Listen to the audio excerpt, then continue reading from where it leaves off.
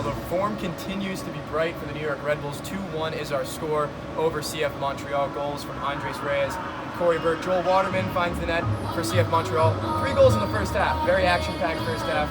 Not what we're accustomed to at Red Bull Arena. I'm James Burley. This is Nick Guzman alongside me from WFV Sports. Welcome back to Red Bull Arena, first of all, Nick. It's been a few lonely weeks without you, but I must say, things are looking up for the New York Red Bulls under Coach Troy Lesesne.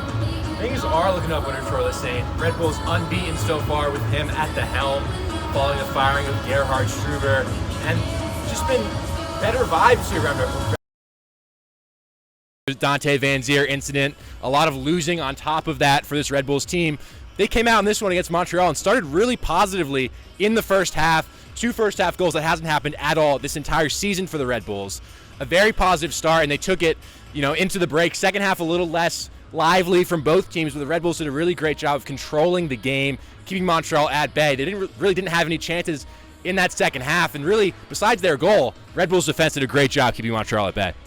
And yeah, it was a set-piece goal for Montreal and a set-piece goal for the Red Bulls. Not their first of the year and not the first of Reyes this season. He's gotten another goal, also on a set-piece, also on a corner. And they continue to be dominant in the air and physically, which is what a lot of that second half was about. We got to hear from Coach Troy Lesesne and New York Red Bulls captain Sean Nealis about those changes. Take a listen.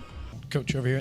Thanks, Coach. I think with the past few games, apart from just the positive results, I think people have been really impressed with your team's ability to close games out towards the end. You said the second half was much more of a battle.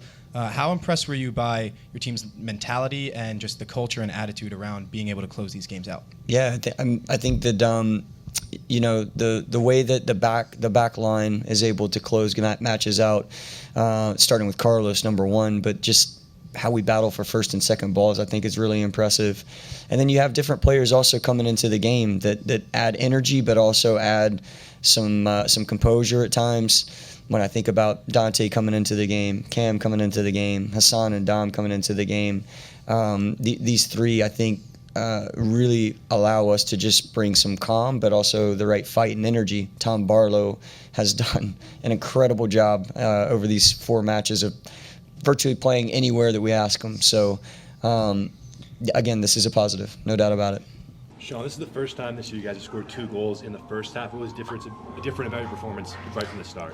Yeah, I think we had a great energy from the start. I think, playing three games in a week is tough, and before the game we kind of had to have the right mentality going into warm-ups and going into the first half, and I think it showed with 2 goals. So, and we want to obviously improve on not conceding there, but it's a step in the right direction.